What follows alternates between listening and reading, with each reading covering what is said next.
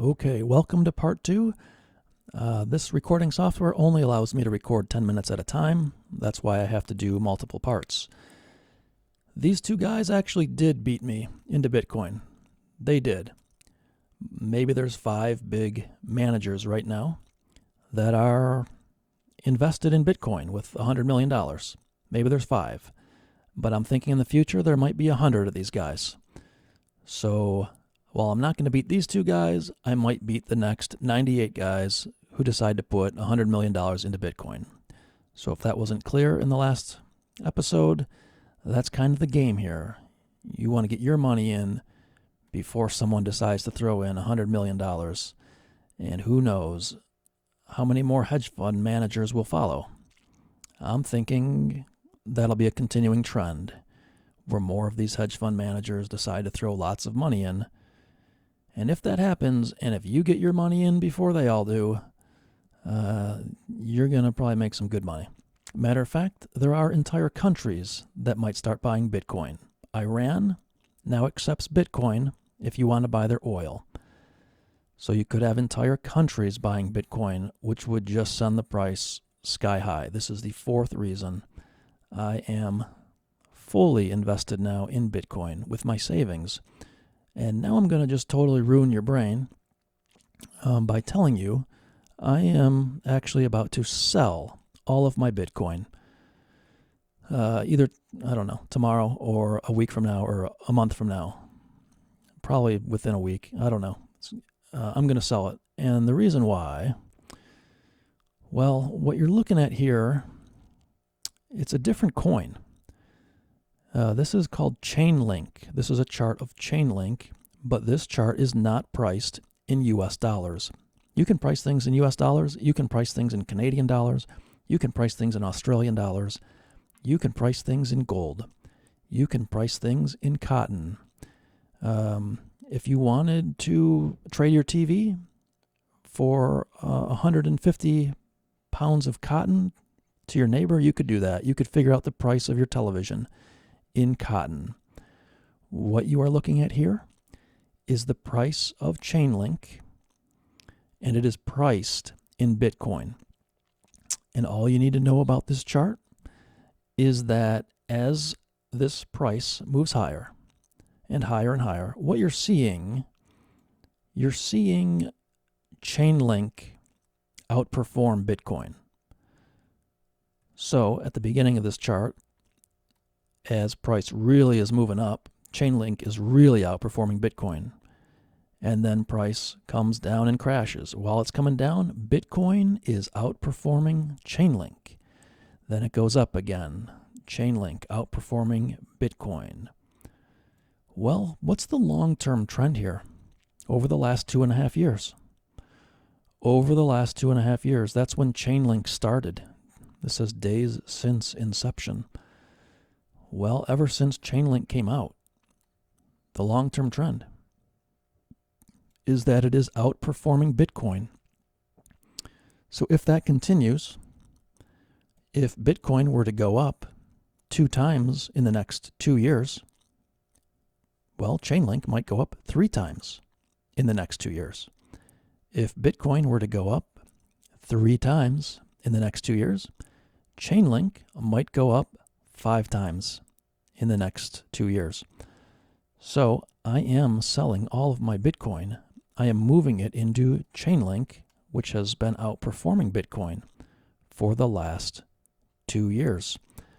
Long-term trends tend to be more powerful than short-term trends. I would say this is a fairly long-term trend. This is 2.5 years of data of Chainlink outperforming Bitcoin. Our initial chart that we looked at was very long-term data, very long-term trend of just Bitcoin rising ever since 2013. This is a 2.5-year chart. That's still pretty long-term. And Chainlink has done nothing but outperform Bitcoin. So that's what I'm going to personally do. I'm moving all of my savings into Chainlink. If this price were to crash down here and ruin the trend, then I'd probably sell my Chainlink and maybe move into Bitcoin at that point. But as long as this trend is still just kind of going up, I am going to stay in Chainlink. So this is this is the first reason that I'm buying Chainlink. Another analyst said that, well, sometimes investments go crazy. They go parabolic. And you can see this parabola here. This is Chainlink priced in Bitcoin again. And this guy just kind of noticed this chart pattern where it's maybe going parabolic now. So it could be in the next year that Chainlink really outperforms Bitcoin. I don't know, maybe there's a 10% chance or a 20% chance that it'll really outperform Bitcoin. But I know if I don't own any Chainlink and this happens, then I don't make any money. So that's maybe a lesser reason that I'm getting into Chainlink. The main reason is this long-term trend. But also there is a chance that it could really outperform Bitcoin and do super well. And I feel like if I don't buy it, then I can't capitalize if this happens. So we'll move on now to one more Chainlink chart. This chart here is the exact same chart as this chart. It's the same chart. Just maybe shows a little bit more detail.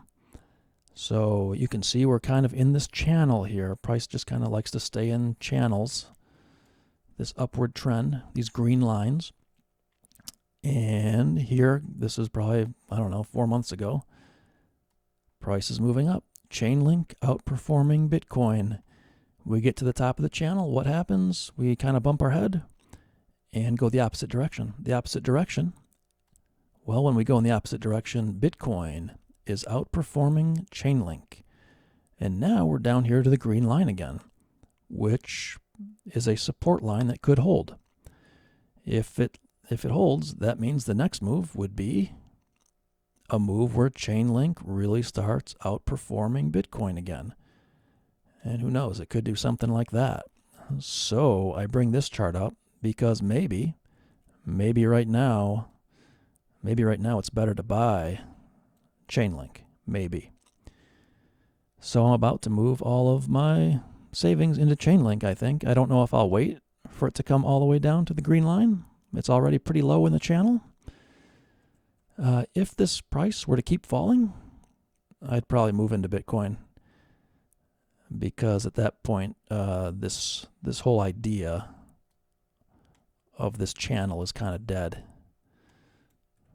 I can't predict the future, but this is called a support line, and probably 2 out of every 3 times we'll get a bounce. So maybe right now is a decent time to buy Chainlink. If Bitcoin were to run up 10%, and if Chainlink was outperforming Bitcoin, maybe Chainlink would run up 20% in the next 6 months. What if Bitcoin were to lose 30%? Well, if Chainlink was outperforming Bitcoin, maybe Chainlink would only lose 14%. So that's kind of the deal there. If we stay in this channel, if we bounce up, we get bigger returns with less risk. So hopefully that's what happens. I think I need to pause the video again. I need to move on to... Oh, actually I do have some time. Let's look at one more chart quickly. This is Chainlink again, priced in United States dollars this time. All I want to show you here is the all-time high is about $20. And right now we're at maybe $13. And a lot of analysts say that whenever you break an all-time high, if this price were to run up, a lot of times it goes pretty high pretty quickly. So if it goes from $13, $14 up to $21, you might see a sudden rocket to $25 or $30. I think that'll happen eventually. I don't know when. I do think this uptrend that's been going on for 2 years is going to continue. And eventually we will probably run up to $25, $30.